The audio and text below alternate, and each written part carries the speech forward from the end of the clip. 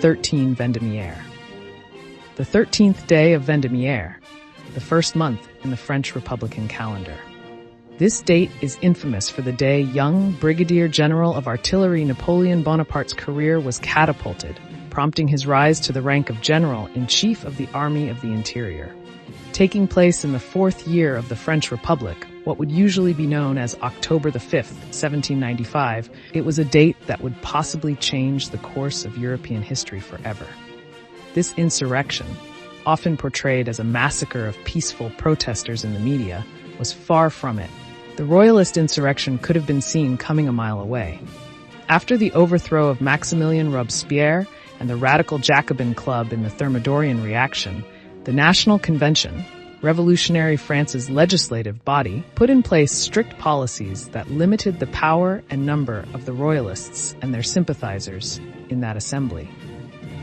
These royalists, unlike their more radical counterparts, did not aim for the restoration of the French Bourbon monarchy that was previously overthrown, but rather for the restoration of the constitutional monarchy like the one that began in the country in 1791.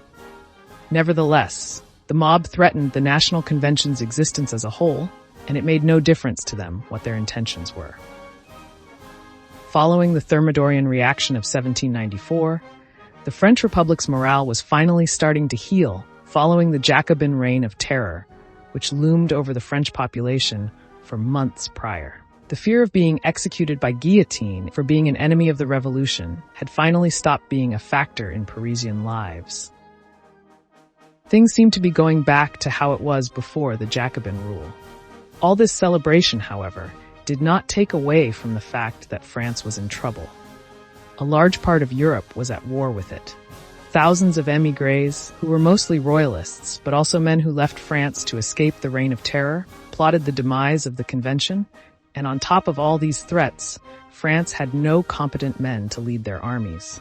Most of them were either dead, escaped, too young, or too old. They were not prepared for uprisings like 13 Vendémiaire. Conveniently, 26-year-old Napoleon Bonaparte, Brigadier General of Artillery, wasn't far away at the time of the riot. Napoleon had previously been a close confidant of the Jacobins. Having been friends with Augustin Robespierre, Maximilien's brother, he became closely affiliated with the club, even having joined it, which was not something that was taken lightly following the Thermidorian reaction. He might have been known by some for his role in Toulon's siege of 1793, as well as his short time spent with the army of Italy, where he met Augustin, but to no avail. Upon reaching the Tuileries Palace, the location at which the commotion was taking place, he entered the palace and went to the man in charge. Paul Barras, one of the leading men of the Thermidorian coup. Barras would have taken any man to lead his few soldiers, numbered in the few thousands, compared to the mob's nearly 30,000. Napoleon offered to lead the men only if he had full control. Barras accepted, desperate, but the soldiers stationed at the Tuileries Palace were outmanned, outgunned, and lacking ammunition and artillery. 10 kilometers away was the Camp des Sablons, where Napoleon could get his hands on some desperately needed artillery and ammunition. It became a race against the clock.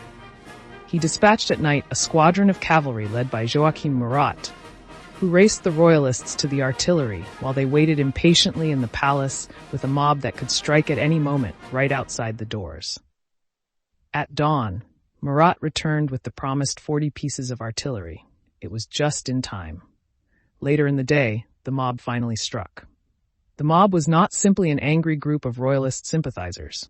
Although perhaps with less equipment and order, the men in the mob had just as much, if not more experience than the actual soldiers defending the palace. Led by General Daniken, they were armed and a force to be reckoned with. But alas, the artillery had gotten to Napoleon before him, and his mob was about to experience it firsthand.